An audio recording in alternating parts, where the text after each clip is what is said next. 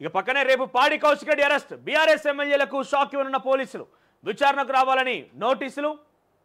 ఇక పోలీసు విధులకు ఆటంకం కలిగించారని కేసు, బీఆర్ఎస్ ఎమ్మెల్యే పాడి కౌశిక్ రెడ్డికి మాసబ్ ట్యాంక్ పోలీసులు నోటీసులు ఇచ్చారు. ఈ నెల 27న ఉదయం 10 గంటలకు పోలీస్ స్టేషన్కు హాజరు కావాలని పోలీసులు నోటీసులో పేర్కొన్నారు. పోలీసు విధులకు ఆటంకం కలిగించాడంటూ గతంలో BRS MLA Banjara hills police స్టేషన్లో కేసు నమోదైంది. ఆయన ఫోన్ ఏదో ట్యాపింగ్ అయినని చెప్పి ఆగమాగం జగన్నాథం చేసిండు బంజారా హిల్స్ పోలీస్ స్టేషన్కి వచ్చి.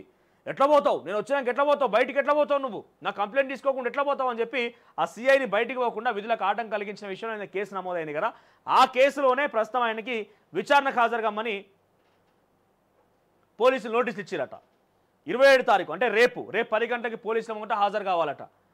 ఈ కేసులో కౌశిక్ రెడ్డితో పాటుగా 20 మంది అనుచరులను నిందితులుగా చేర్చారు. సీఎం రేవంత్ రెడ్డి, ఐజీ శివధర్ రెడ్డి తన ఫోన్ ట్యాప్ చేస్తున్నారంటూ ఫిర్యాదు చేయడానికి వచ్చిన సమయంలో సీఐతో కౌశిక్ రెడ్డి వాగ్వాదానికి దిగారు.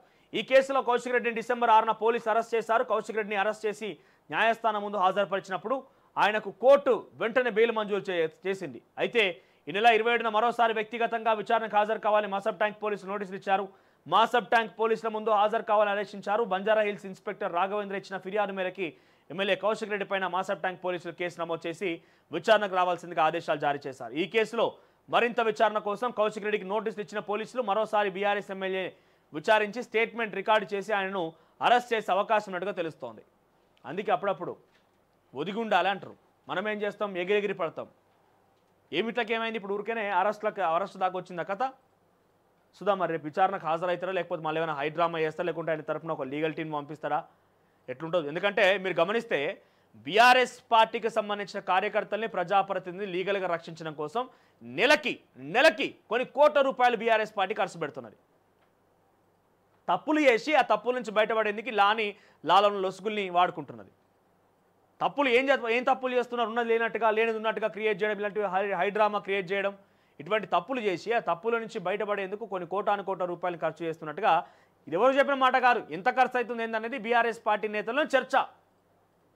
సోషల్ మీడియా వేదికగా వీళ్ళు పెట్టేటువంటి మీమ్స్కి ఏమైనా కేసు అయినా, వీళ్ళు పెట్టేటువంటి ట్రోలింగ్స్కి ఏమైనా కేసు అయినా కూడా వెంటనే లీగల్ టీం రంగంలోకి దిగి వాళ్ళని కాపాడుకొచ్చే ప్రయత్నం చేస్తుంది.